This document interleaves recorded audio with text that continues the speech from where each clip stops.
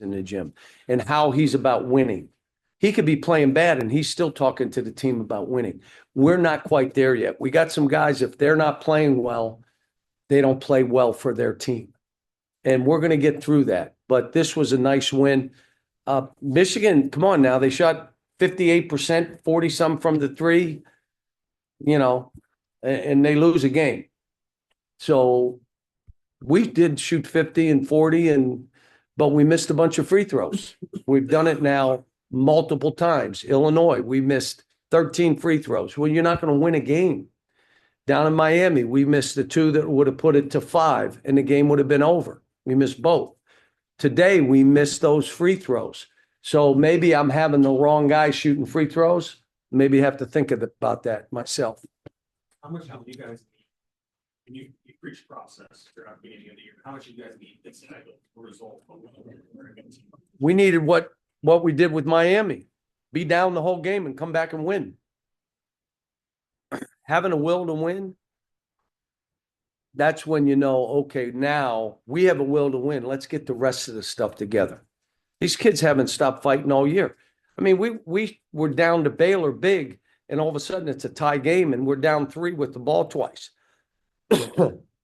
Illinois got it to 9 and missed a layup, missed free throws, and had a chance to get it to 5 or 6. So, but we've also been down some first halves that we shouldn't have been. But this one at halftime, I was so happy because we could have been down 25. And all of a sudden we're down 4. I know, John, SEC is an absolute beast of a league this year, clearly the best in the country. Did you feel pressure as a coach? This is your last high major non-conference opponent to get this win under these circumstances, knowing what's waiting for you? No, but normally as a coach, you're looking, all right, do we have some wins in this league?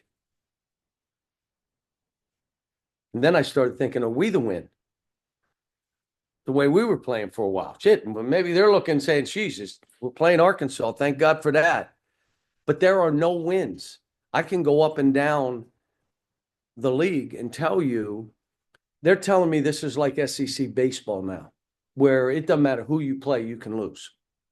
That top to bottom, they're, and that may be the case. But all I know is we got terrific coaches, we got terrific players, we got terrific fans. I remember when I started, we were getting 3 teams in the NCAA tournament. And I was trying to get a 6 and 7 and 8. If you remember, I said, we deserve 8. We got 3. And now you're talking about top to bottom, someone's going to win 7, 8 games. They should get in the NCAA tournament if they won at Miami and Michigan and, played those other teams tough. They should get in, but it's going to be one of those years. I'm looking forward to it. Guys, look, what I did at this time in my life, in my career, this was perfect. First page in the first chapter of a new book, and it's an adventure. And I'm going to have fun and enjoy it. I'm happy. Do I look happy? We lost. I wonder if I'd have been happy. But throughout the game, I'm happy. These guys, I love coaching this group. I got a job to do. Now, just so you know, we have not been healthy. Today, Adu Thiero should not have played. Was anybody at our shoot-around? He couldn't go in the shoot-around. I asked him for 10 minutes. Just give me 10 minutes. And I took 21.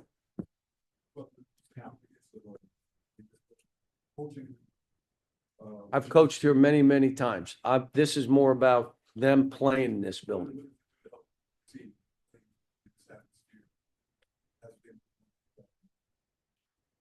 And getting down 15, you're never out of the game.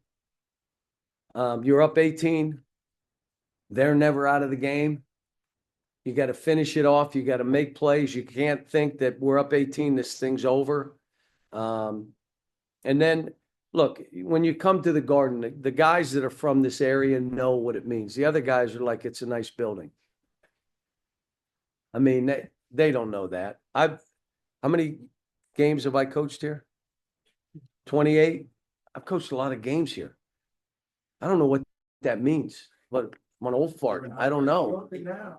So, but I'll say this, been in this classic a bunch. I'll give Pam a call tomorrow. And, you know, playing in the Garden in this event, come on. What's better? When they called me to play, I said, done. Who am I playing? What do you think it means for Arkansas to play in this final? Something maybe they do moving forward? I would like to play in the Garden every year.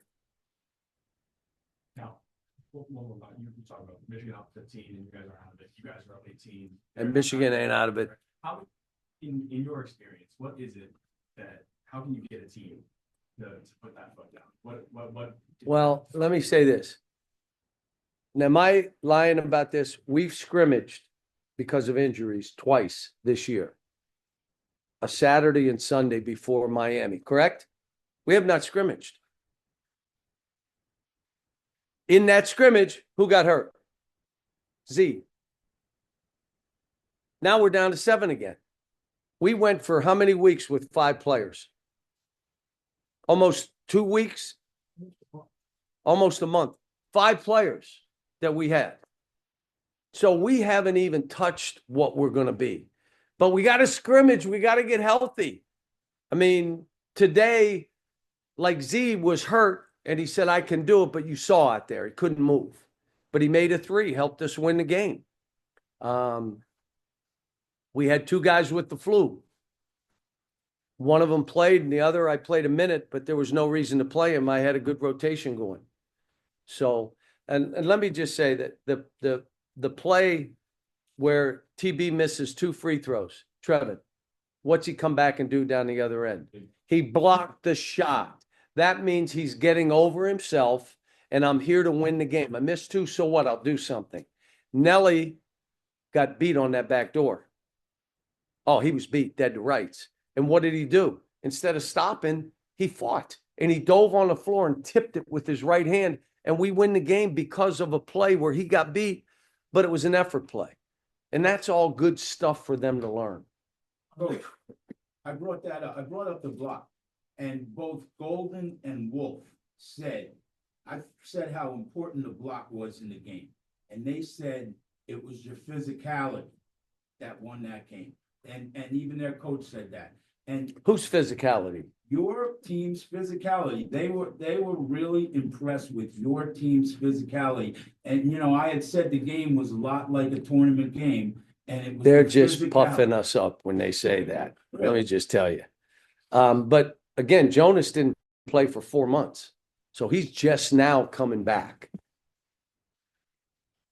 Coach, you mentioned your players bailing you out. Yes. A couple of Yeah. decisions that you regret. Yeah. Can you think of, off the top of your mind, maybe 1 or 2 moments, you know, whether it's Memphis, UMass, Kentucky, where your players bailed you out for a coaching decision? I've been bailed out if you listen to people, I've been bailed out my whole career.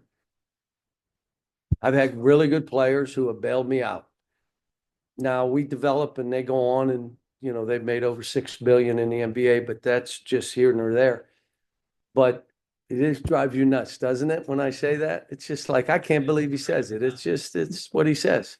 But yeah, I get bailed out a lot. And then I hope they know that there'll be times I bail them out. That's how this works. I asked them at halftime, you have any suggestions, guys? Mentioned not being able to scrimmage, not dealing with all the injuries. Have you reconsidered maybe your roster construction, maybe getting more guys moving forward? We may have to. It may not work the way I planned. So, you know, 8 or 9 guys. Everybody will be happy. You don't have transfer problems, NIL issues. You don't have da-da-da. And a couple coaches said, what if you have injuries? I'll have happy players. I'll have 6 guys and 7 playing. I didn't plan on that all of preseason. I thought you get in the season, someone get hurt, you have 7, but you're prepared.